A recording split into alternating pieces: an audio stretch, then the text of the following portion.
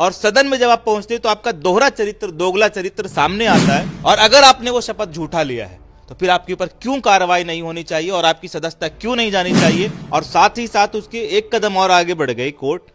Court ने ये तय कर लिया कि इनसे वोटिंग राइट भी छीन लिया जाए। तो अगर आजम खान साहब अगर नफरती बयान देने की वजह से उनका सदस्यता जा सकता है, उनसे वोटिंग राइट छीना जा सकता है, तो क्या प्रज्ञा ठाकुर जो मालेगांव बम ब्लास्ट की आरोपी हैं, फिलहाल बेल पर हैं, वो फिर भोपाल से इसी प्रकार का बयान देकर, भड़काऊ बयान देकर आप सदन में पहुंचते हैं। सदन में आप जब शपथ लेते हैं तो आप शपथ लेते हैं संविधान की, आप शपथ लेते हैं ईश्वर की, आप शपथ लेते हैं कि देश की एकता और अखंडता को अक्षुण्ण रखेंगे। आपने कौन सी जो शपथ ली है कि आप देश की एकता और अखंडता को अक्षुण्ण रखने का, क्या वो शपथ संविधान और सदन के अंदर वो शपथ आपने झूठा लिया है?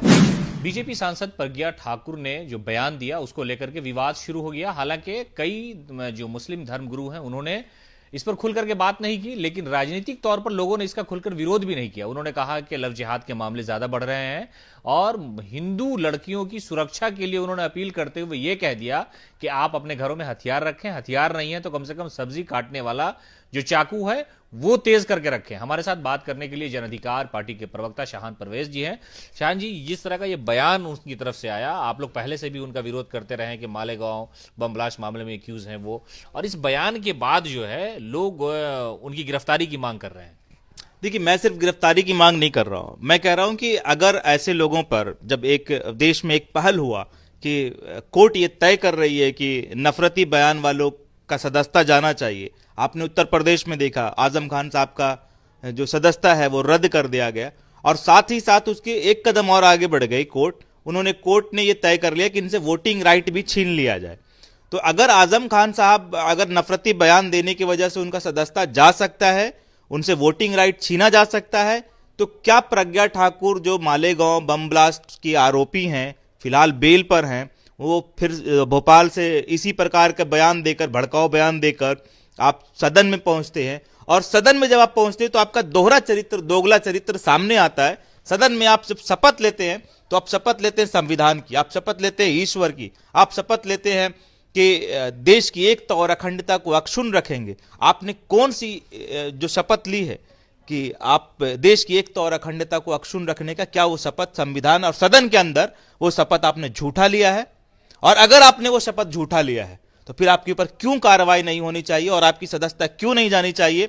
मैंने ये बात पहले भी प्रज्ञा ठाकुर को लेकर ये कहा था कि जब उन्होंने राष्ट्रपिता महात्मा गांधी मुर्दाबाद के नारे लगाए और उनका समर्थन किया, गोडसे जिंदाबाद का समर्थन करने वाली विचारधारा, तो ऐसी विचारधारा का हमारे देश के सदन में कोई जगह नहीं होना चाहिए। तो प्रधानमंत्री ने तो कहा था कि ऐसे लोगों को हम दिल से माफ नहीं करेंगे। तो दिल से माफ नहीं करेंगे तो आप कानूनी कार्रवाई क्यों नहीं करेंगे? आप माफ कीजिए, नहीं कीजिए, आपसे हमारा मतभेद हो सकता है, मनभेद है क्या आपसे, मैं ये पूछ रहा हूं। आपकी पार्टी के लोग हैं, या तो प्रधानमंत्री जी स्पष्ट कर दें कि आपकी पार्टी के ऊपर आपका कोई नियंत्रण नहीं है, आपके सदस्यों के ऊपर आपका कोई नियंत्रण नहीं है, आप उस पर एक्शन नहीं ले सकते। और अभी जो वो कोर्ट, मैं न्यायालय से भी ये गुहार कर रहा हूं कि जब आपने आजम खान का सदस्यता रद्द कर दिया, आपने वोटिंग राइट छीन लिए, तो आप बताएं कि इनका क्या हो रहा है? जो देश के राष्ट्रपिता को नहीं मानती, जो बाबा साहब अंबेडकर के द्वारा बनाए गए संविधान को नहीं मानते, जो बाबा साहब अंबेडकर को नहीं मानते, जो देश की संविधान में यकीन नहीं रखते, देश को तोड़ने की बात करते हैं, क्या उनके साथ क्या होना चाहिए? इस देश के अंदर मैं आपको बता देना चाहता हूं कि आज जो सरकार चल रही है, ये दोहरी सरकार है, इसकी दोहरी नीति है। आप एक तरफ कहेंगे सबका साथ करेंगे, सबका विकास लेकर करेंगे, सबका साथ लेकर सबका विकास करेंगे, और फिर एक तरफ आप मुसलमानों को टारगेट करेंगे, आप माइनॉरिटीज को टारगेट करेंगे। आप जब दलितों के ऊपर अत्याचार होगा आप चुप रह जाएंगे, आप जब ओबीसी की बात होगी आप चुप हो जाएंगे। आप डोमिनेट करना चाह रहे हैं। हम कह रहे हैं कि अगर देश की एकता और अखंडता को किसी भी दल से, किसी भी दल से, किसी भी दल के नेता से अगर खतरा होता है और देश की एकता और अखंडता भंग होती है, तो उसके ऊपर कानूनी कार्रवाई होनी चाहिए।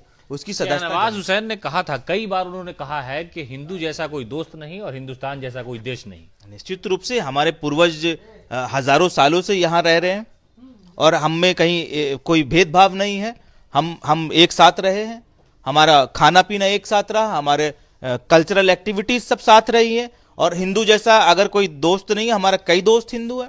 निश्चित रूप से हम हमारे दोस्तों की सूची में अगर आप देखेंगे तो शायद हम में कई मुसलमानों से ज्यादा हमारा महत्व हमारे हिंदू दोस्त हैं, और उनके लिए भी हम ज्यादा महत्व रखते हैं कई हिंदू दोस्त होने के बावजूद भी। तो इस देश की एकता और अखंडता में तो ये बहुत है कि यही तो गंगा जमुना तहजीब है।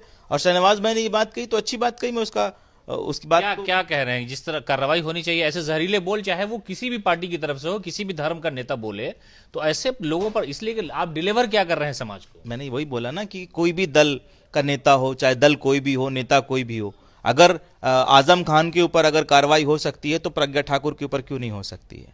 क्या आजम खान का बयान अगर आपको नफरती बयान लगता है तो ये जो बयान है कि आप गला काटने को तैयार हैं, आप जान लेने को तैयार हैं, इस तरह से आप प्रोवोक कर रहे हैं, भड़काऊ बयान दे रहे हैं, तो क्या इससे आपने जो शपथ लिया, मैं आपको बार बार कह रहा हूं कि आपने जो शपथ लिया है सदन के अंदर उस संविधान का, जिस संविधान से देश चलता है, और उस चीज कहा कि आपने एकता और अखंडता को बरकरार, ये कहां से एकता और अखंडता को बरकरार रखने की बात आपने कही है?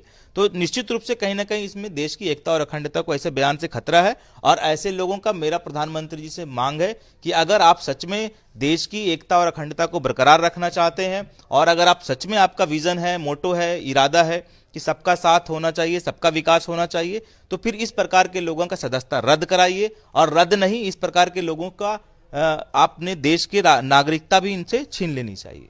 तो ये थे शान परवेज, जिन्होंने साफ तौर पे कहा कि जो लोग इस तरह की जहरीली बातें करते हैं, समाज में नफरत फैलाते हैं, उन लोगों पर प्रधानमंत्री खुद से कार्रवाई करे, और कार्रवाई के साथ साथ सदस्यता भी जाए अगर नेता इस तरह की बात करते हैं, और उसके बाद नागरिकता भी खत्म कर देनी चाहिए। इसलिए कि यहां अमन से लोग रहने वाले लोग हैं। इन्होंने कहा कि हमारे बहुत से लोग ऐसे दोस्त हैं जो दूसरे धर्म से आते हैं, लेकिन ऐसे लोग जो मजहब के नाम पर नफरत फैलाते हैं, चाकू तेज करने की बात करते हैं, ऐसे लोगों की जगह इस समाज में नहीं है।